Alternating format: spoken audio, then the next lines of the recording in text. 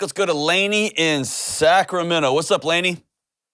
Hey, Dr. John, how you doing? Partying, dude. What are you up to? I'm at home with 2 sick kids, so we're partying over here too, man. Dude, does your house smell like saltine crackers and The Price is Right and Sprite? Dude, all my windows are open and it smells like straight vomit and sweat in here. Ah, gross. It's bad. That's it's so bad. That sounds like James's car, but go ahead. Hey, so what's up? Well, I wanted to call, and I'm not going to give you a ton of back information up front because I know you'll kind of dig and get what you need out. But basically, my question is just, how do I become the solution to the problem of not liking my kids? Like, I love them to death, but I'm finding myself in a place where I'm not liking them. Not like sometimes, but like majority of the time. That's a great question. Hey, thank you for having the courage to say that out loud. Most parents won't say that because then the shame cycle just starts, right? And they're weird, people looking at them weird. So it totally feels like a taboo subject. Like, even bringing it up, I'm just like, am I the only one that is feeling this? Because this is tough and it sucks. Yeah, dude. How old are your kids? My daughter is 6.5 and my son is 4.5. Oh, gosh. Yeah, you're right in it, man. You're in the thick of it. You're right in it. So, when did you start not liking them?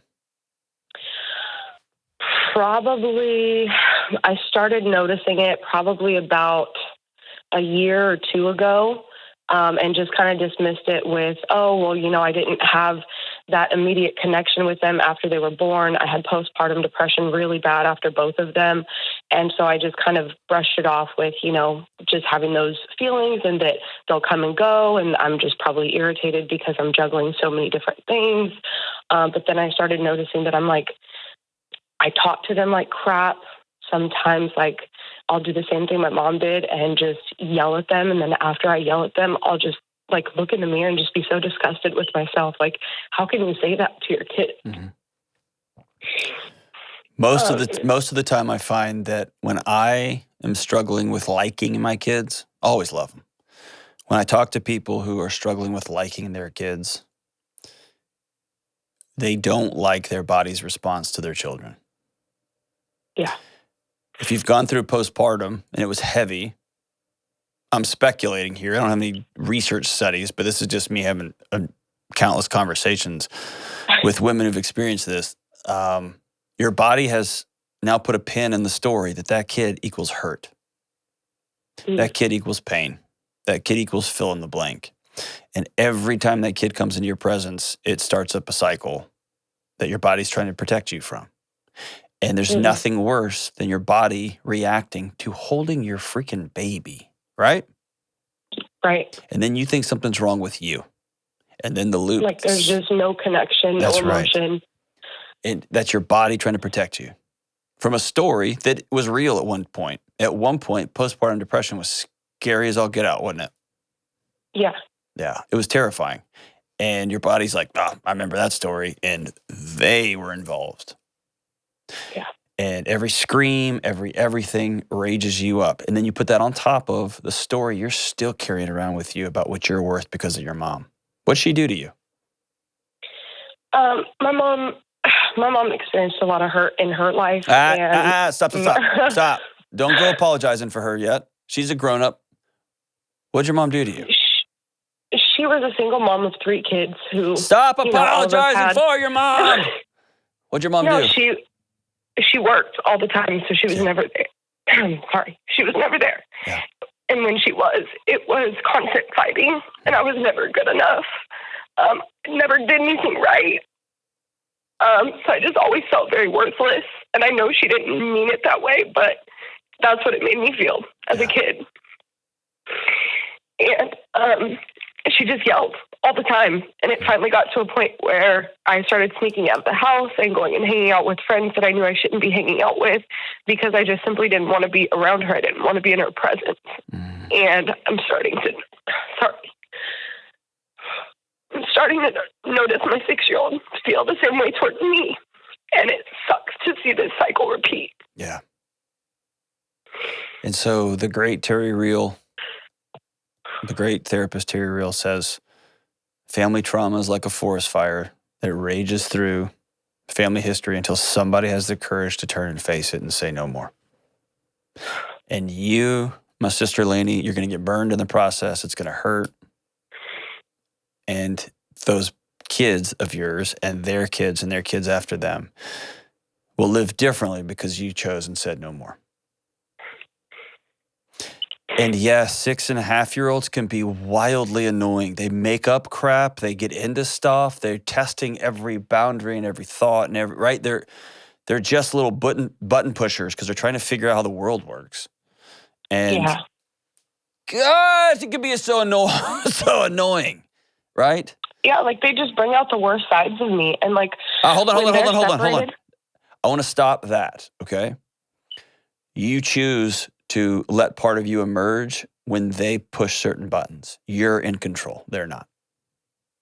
And I don't feel like I'm in control. I know. Like, I feel like I just react and like I know the right answer in my head, but when the situation arises, it's just like all of my anger and rage is just invoked. And then it's just like I'm constantly disappointed in my reactions and just feeling like I'm continuing the cycle unintentionally, but repeating the cycle, even though that's the one thing I don't want to do. That's right.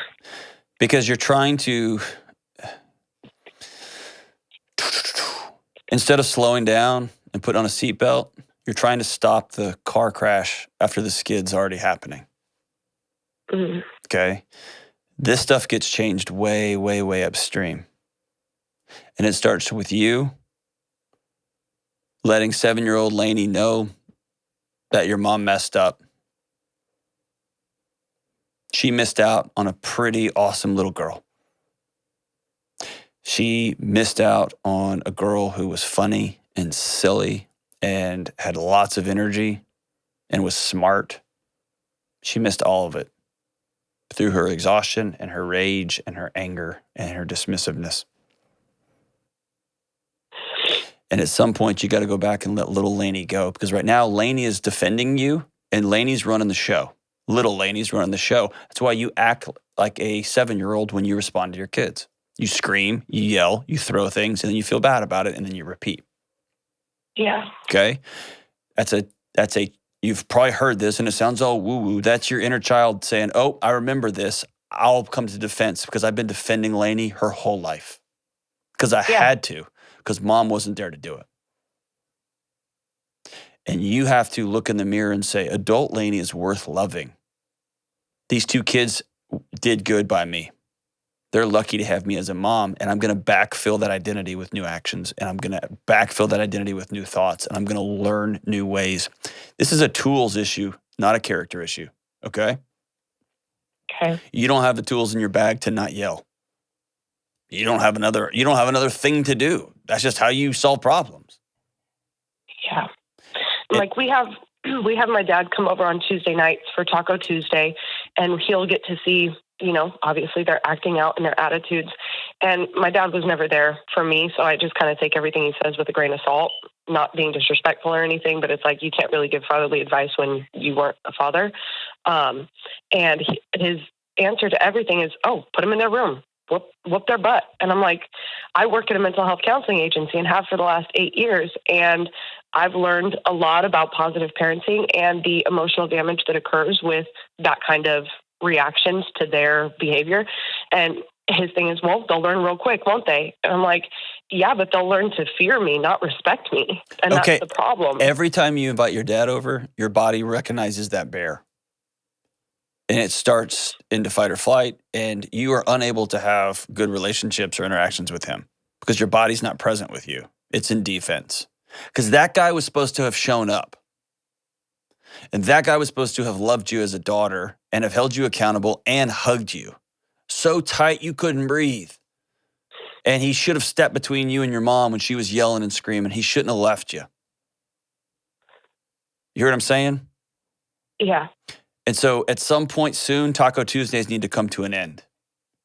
Because you think you're doing right by everything, and you're just perpetuating a fantasy that is keeping your body fully limbic, that is putting those girls in an unsafe situation, and giving access to this guy who doesn't deserve access to your family right now, because you're not whole and well yet. I've heard you say before that it's important to give 30-second hugs. And so, like a week or two ago, I gave both my kids hugs when I dropped them off at school.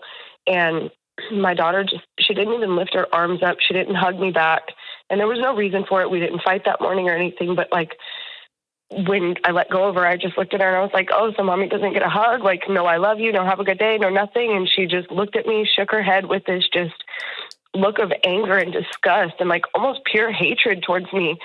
And it reminded me of the exact same way I felt as a 16-year-old. Like her face looked like me at 16. Hey, Lainey. I don't want her to feel this. Lainey, she's 6. She's 6. You know what's going on in the mind of a 6-year-old? Nobody knows. Yeah. One of the things I work really hard, and it's real hard because I have a 6-year-old little girl too, who sometimes will hug me so tight I can't breathe. And it fills my soul. And then other times I say, come give me a hug. I got to go to work. And she's like, no, thank you. And my first thought is, because you suck at being a dad, because you're always gone, because you're always lecturing all your kids about screens and blah, blah, running your mouth, and they don't think your fart jokes are funny. And then I have to stop myself and go, no, she's 6. I am a good dad. And I'm not going to judge every interaction as though it's the end of all time, like this is it or that's it. And otherwise, I'm not going to do that. I'm not going to give my daughter the burden of having to carry my emotional weight. I'm going to say, you don't have to hug me, but I'm going to hug you because I love you. And then I'm going to leave. I'm going to teach her, you don't get to set mom or dad's like emotional state. You're not that powerful. You're 6. You're little bitty. I'm a grown-up. Yeah. I set my emotional state and my feelings. I make choices about my behavior. You don't have that power. And only then will a kid be able to drop their shoulders and feel safe and hug recklessly. And it seems counterintuitive. But your daughter is carrying the weight of the house the way you had to carry the weight of the house. And it's time to take that weight off of her shoulders and take it back. And by the way, Lainey, you're strong. You've been carrying heavy stuff for a long time. It's just finally breaking. It is. It is. And then, like, just to add more to the situation, my daughter was about 3.5 or 4 years old when we had her in a in-home daycare that was through a family friend. And a situation happened when she was 4, and one of the older kids that was there, he was like 7 or 8. They were in the living room while the daycare person was making lunch, and they were playing house. And he told all the kids that were there was like 4 or 5 of them, that in order to be married and play house, that, you know, the girl has to pull her pants down and he has to put his wiener on her butt. So that happened when she was 4. And ever since then, she has been way, way, way overly curious.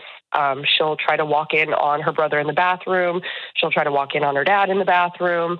And now it's spilled over into school stuff. And she's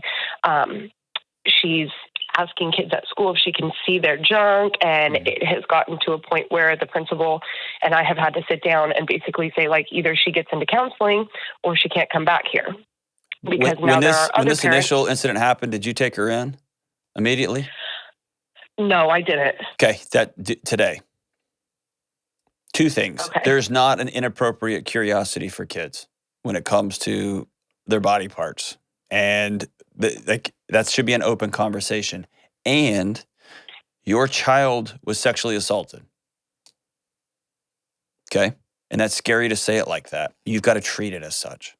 And I know that when things happen in our own homes, that it can be so disorienting that it's hard to put labels like that on things that happen in our home. And especially it was just another young kid. And great. Your daughter was sexually assaulted and she's got to get treatment as such. She's got to learn appropriate body touch. She's got to learn appropriate body boundaries. She's got to become safe in her own skin. And she has to balance curiosity with behavior. And she's going to need a professional to walk her through that. I've got her on like 6 different waiting lists to see a counselor. It's great. It's great. Call back and say my daughter was sexually abused, and they'll probably move you up. Okay. Okay? And you, Mom, have to stop carrying around that that's your fault. Okay? Okay. Stop. It's not helping her get better. It's not undoing what happened. And it's not true. Stop.